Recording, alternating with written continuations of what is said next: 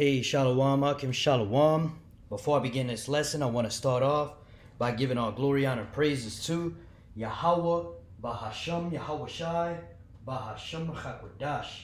And double honors to the elders and apostles of Great Millstone who taught us this truth. A sincere Shalom to the hopeful elect that's out there listening, learning, and or teaching. Shalom to you all. All right, Shalom, Akim. So I'm going to be going into this article today. As you can see, this is the main picture of the article. I just ended up making this the picture for the video.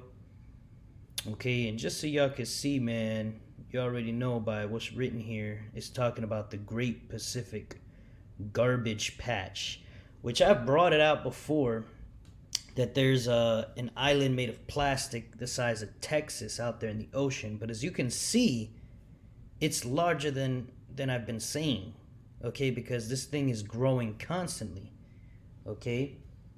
Because this devil Esau Edom, the so-called white man, is never satisfied, okay? And this is part of his corporate greed, which is causing, these companies to just not find a solution to this problem.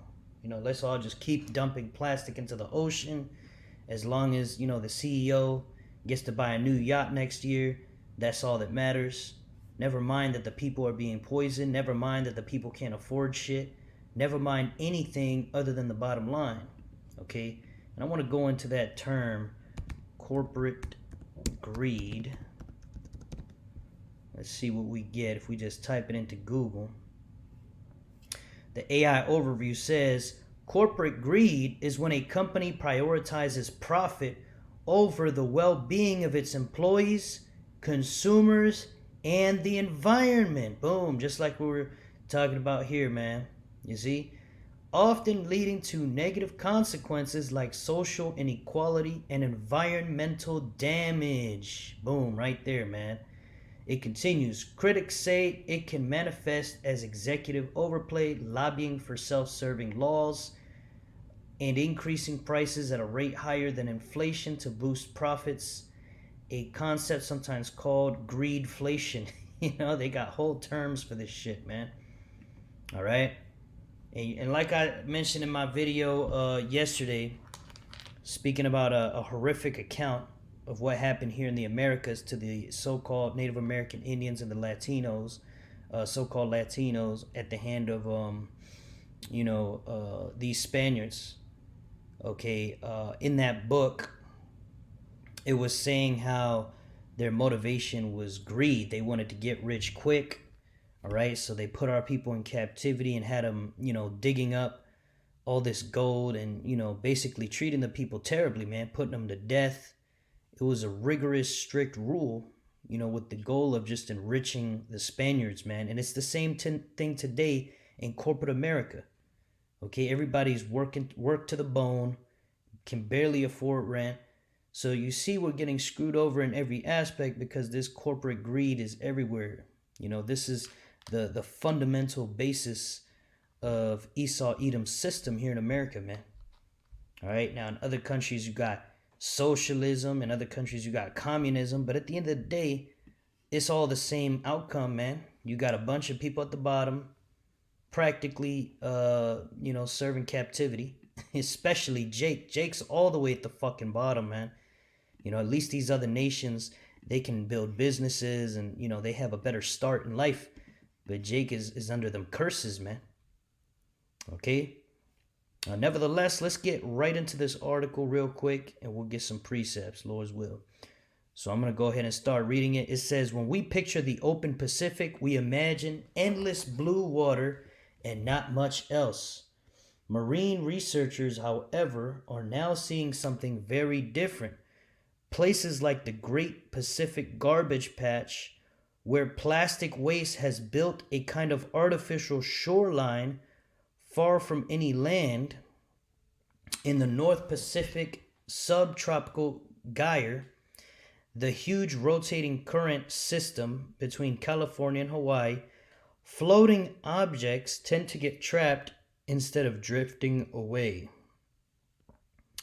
That's where you find what people commonly call the Great Pacific Garbage Patch, a region that now holds tens of thousands of tons of plastic pieces sturdy enough to move around the ocean for years at a time. Old Ideas About Offshore Life is the title of this next section. It says, for a long time, biologists treated coastal waters and the open ocean as two separate neighborhoods. Coastal species were expected to stay on rocks, piers, and shorelines, while pelagic species were the ones that belonged offshore. People knew that a storm could knock a log or a raft of seaweed loose and carry coastal organisms away from land. But the usual assumption was that those passengers would eventually die because conditions in the open ocean were too harsh. A big clue that this view was incomplete came after the Great East Japan Tsunami. The huge waves ripped loose docks, boats, and many plastic objects and sent them drifting into the Pacific. For years afterward, pieces of that debris landed on beaches in North America and Hawaii. When scientists checked those objects, they found that many Japanese coastal species had stayed alive on them for at least 6 years as they crossed the ocean. That led to a new question. Were these coastal species only passing through the open ocean, or were they beginning to form more permanent communities here? You see, and that's a very interesting thing to think about because I heard in New York there's a similar phenomenon where there's certain, I believe it's either flies or mosquitoes that live in New York above ground, and there's flies and mosquitoes that live in the subway system down underground. And they say that the mosquitoes that live down under there, or the flies that live down under there, have different characteristics and traits than the flies and mosquitoes that live above, basically showing that they have adapted to that environment, and that's beautiful how the Lord, through the Lord's wisdom, he created life in such a way that it can adapt to these different terrible conditions, man. Even with this devil, Esau, Edom, the so-called white man. All right. So I'm going to get a quick precept to that. All right. This is Proverbs. All right. This is Proverbs chapter 3, verse 19. It says, Yahweh by wisdom hath founded the earth. By understanding hath he established the heavens. Verse 20, by his knowledge the depths are broken up and the clouds drop down the dew. All right. And you got to understand that the Lord, not only he created the heavens and earth, he created the animals, these different plants, these different bacteria, funguses, everything that's alive, you name it. And man, all right, the Israelite man. All right. So the Lord created these things to be very intelligent, man. Okay. But as you can see, man, the beauty of creation, man, it's a beautiful thing that the Lord did, creating the heavens, the earth, the animals, the people. Okay. And the terrible thing is that the man who's running the world now doesn't appreciate the creation. He doesn't appreciate the creator. All right. What's being done now, it can be likened unto giving, somebody who doesn't deserve something and watching them running it into the ground, man. This is why we're so angry. This is one of the reasons we're so angry at Esau, Edom, man. You see him destroying all of creation, and through the Spirit, Lord's will we be of the elect. We were with Yahweh Shai in the beginning, creating the heavens and the earth, man. All right, we'll go ahead and get a precept to that. We're going to go to the book of Genesis chapter 1, verse 1. And it reads, in the beginning, powers created the heavens and the earth. Because that word God is really talking about angels, authorities, plural. All right. So powers created the heavens and the earth. Because as you know, if we go down, let's go down to verse. Give me 1 second.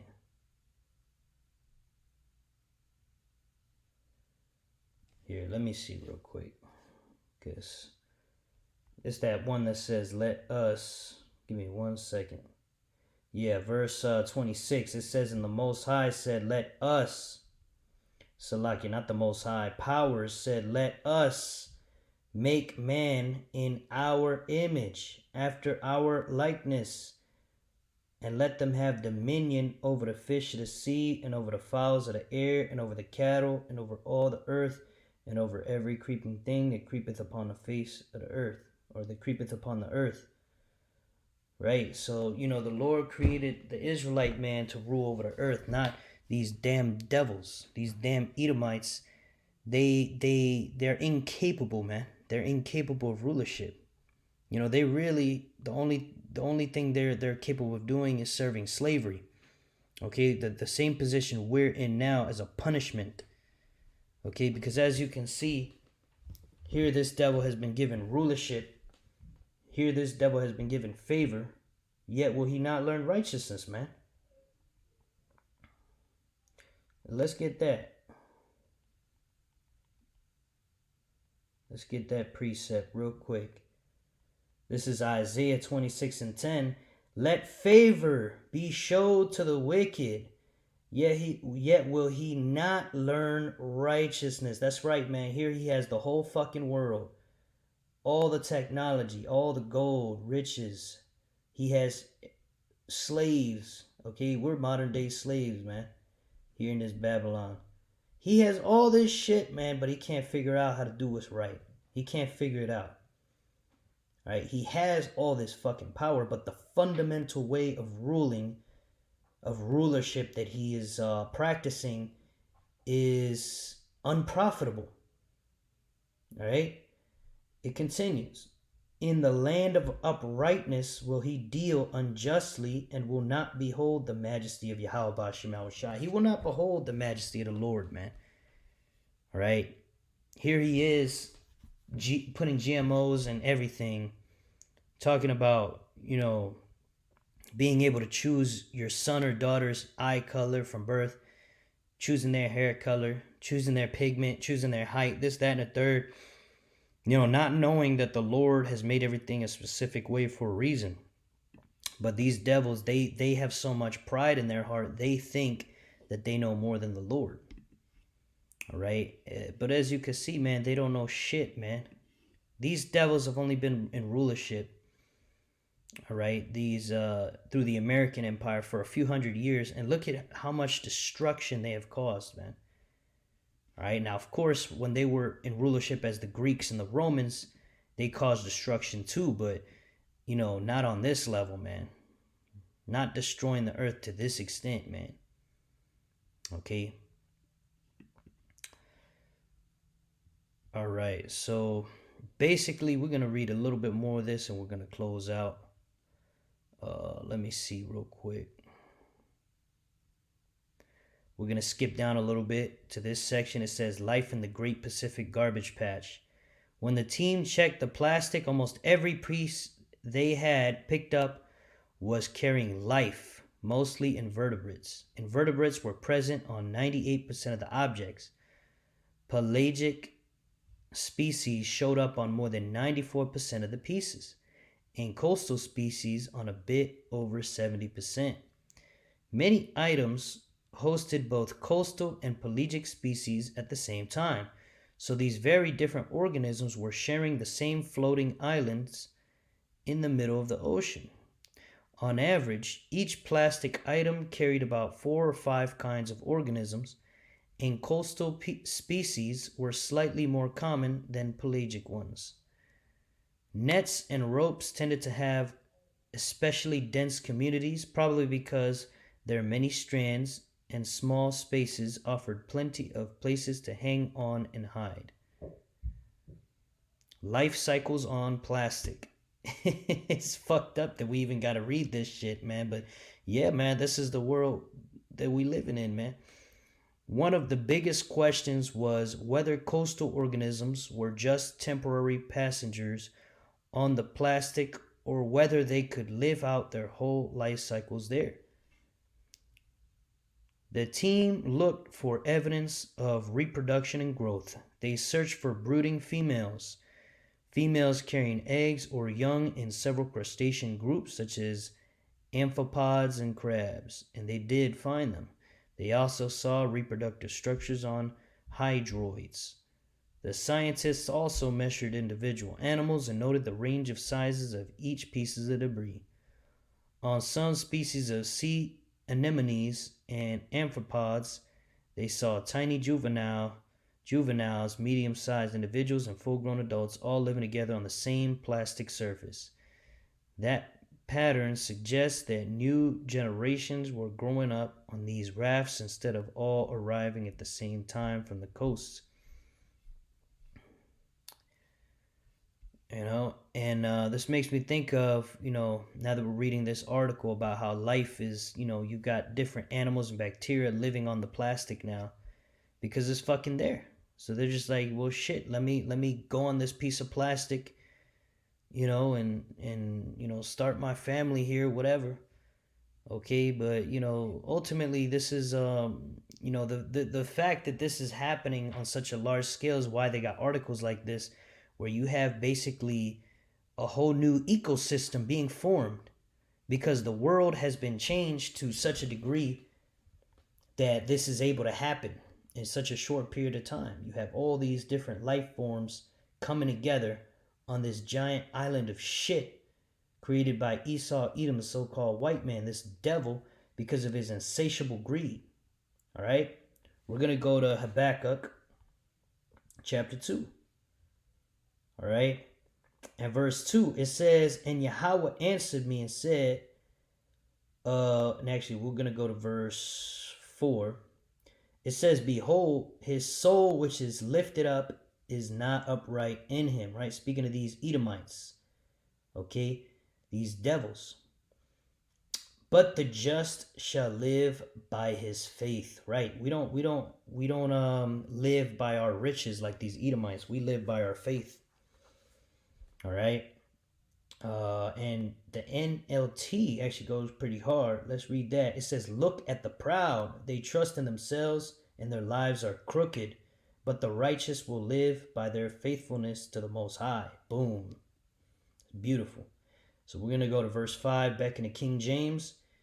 It says, yea, also because he transgresseth by wine, right? That's those wicked philosophies. And this, consumerism and consumerism and capitalism, these are part of his wines, part of his doctrines that he pushes on the world. To the point where stupid dumbasses here in America will say, well,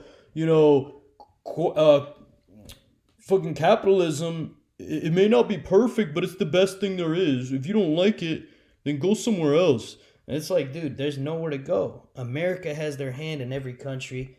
America and Israel together, right, have their hand in every country, man.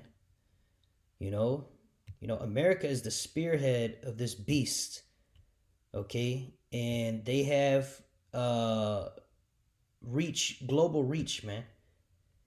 Okay?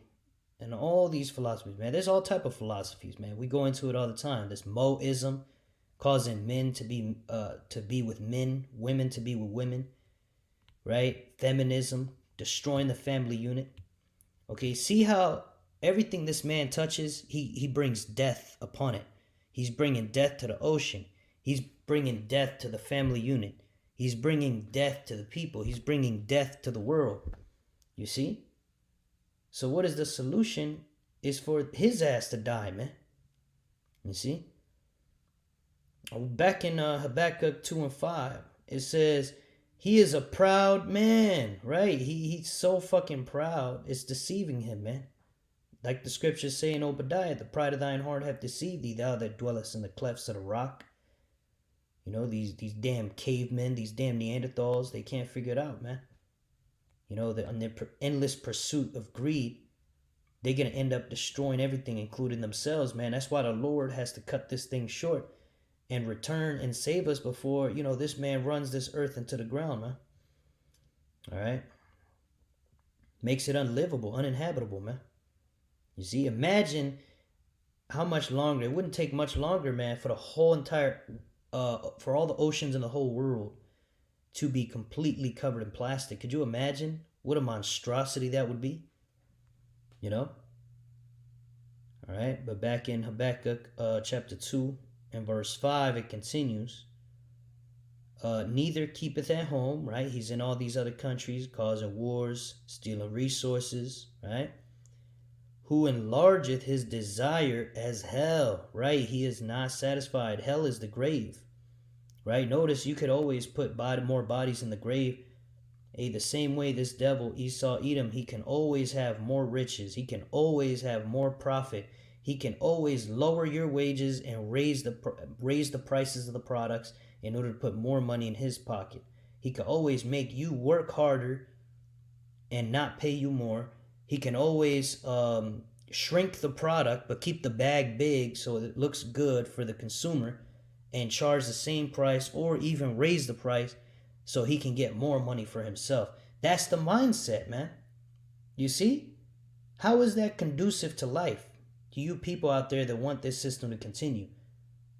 Right? You even want to, even those of you who want to talk about progress, going to space, AI technology on a high level, going faster than the speed of light. You seriously believe that this is going to happen under this man's rulership, man? This man's rulership is like that of a child, man. The fact that he even has technology shows you that it's the Lord who put this devil in rulership, man. This devil is not capable of any complex, abstract thought, man. All right? And even if he was able to achieve these things, imagine this devil going to Mars. He would fuck up Mars. Then he'd go to another planet and fuck that up. He'd fuck up the whole universe, man. This is not, Esau, Edom is not the way, man. All right? So back in Habakkuk 2 and 5, it continues. Who enlarges his desire as hell and is as death, right? He causing death on the earth and cannot be satisfied. Boom, boom, boom. Right there. That's the whole point of the video. This devil is never satisfied, man. Never satisfied. He doesn't care what he destroys in the pursuit of riches, man. All right. But gathereth unto himself all nations and heapeth unto him all people, right? He's not going to stop until he has everybody in complete slavery of the body, spirit, and mind. All right. Because now these devils have riches, these international banking families, these Rothschilds, Rockefellers, DuPonts, and all them, they all got riches, but they remember they're never satisfied. So now what's next is that MOTB, because that MOTB is going to give them power over you. They want you now. They don't just want gold. They don't just want all your land, your resources, your hopes, and your future, and everything that you could have enjoyed. No, they want you yourself. They want your mind. They want your body. They want you. They want to own you like a piece of property, man. You see, man. Hey, call all Yahweh Shem Shah that the Lord has woken us up to this beautiful truth, man, because we can see. We're not blind in this insane world, bugging out, freaking out, wondering why it's like that. We know why it's like this, man. But the scriptures say that this devil would be destroyed, man, and that's the good news. That's part of that good news, man. All right? Let's grab a quick precept to that. We're going to go to Revelation.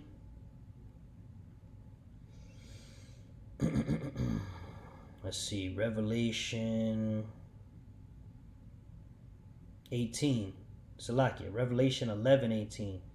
And the nations were angry, and thy wrath is come, and the time of the dead that they should be judged, and that thou shouldest give reward unto thy servants the prophets. Right? So the servants the prophets are those of us making videos, going out to the highways and byways, lifting up the standard of Yahweh Shem Shai, keeping the laws to the best of our ability, keeping the faith in Yahweh Shai, keeping his truth.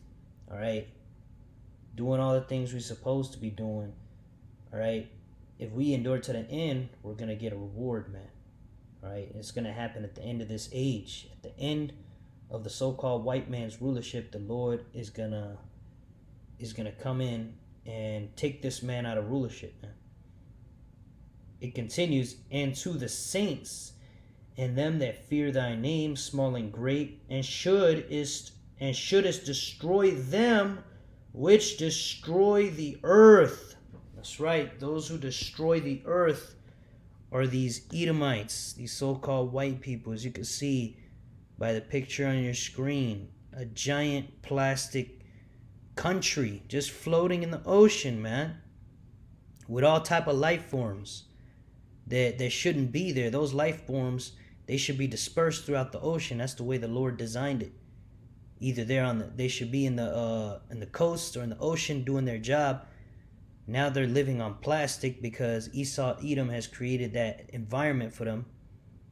You know, which is probably not the best environment for them.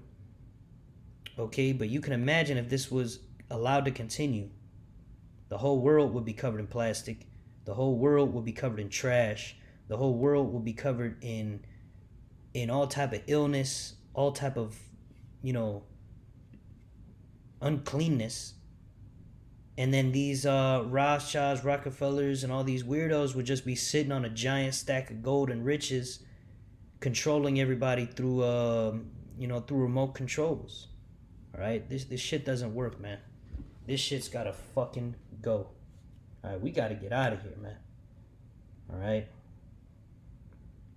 we're gonna get one more. All right. This is Sirach 10 and verse 4. The power of the earth is in the hand of the Lord, and in due time he will set over it one that is profitable. Yeah, so the so-called white man is unprofitable, but in due time, the Heavenly Father is going to set up his son, Yahushua, to rule the earth. And Yahushua is going to rule with his kings who will be under him. And those kings are the elect. They're going to be the priest kings of the world to come. This is going to be a theocracy. And we're going to rule the earth in righteousness. All right, this plastic, this is not... Nope, this is not going to be here, man. There's not going to be a plastic ocean. There's not going to be pollution. There's not going to be oil spills. There's not going to be capitalism, a fucking pyramid scheme, witchcraft, economy with fiat currency. This bullshit stock market that goes up and down, making money out of thin air, printing money, raising interest rates. That's a fucking Ponzi scheme, man. We're gonna have a real system that's fucking respectable, man. This is a fucking disgrace, man. But that's what happens when you have brute beasts ruling over the earth. Alright, so yeah, with that, man, I'm gonna finish there. I want to give all glory, honor, and praises to Yahweh, Bahashem Yahushai, Bahashem Chakorash. Double honor to the elders and apostles of Great Millstone who taught us this truth. A sincere shalom to the hopeful elect that's out there listening, learning, and or teaching. Shalom wa abad babal. Shalom.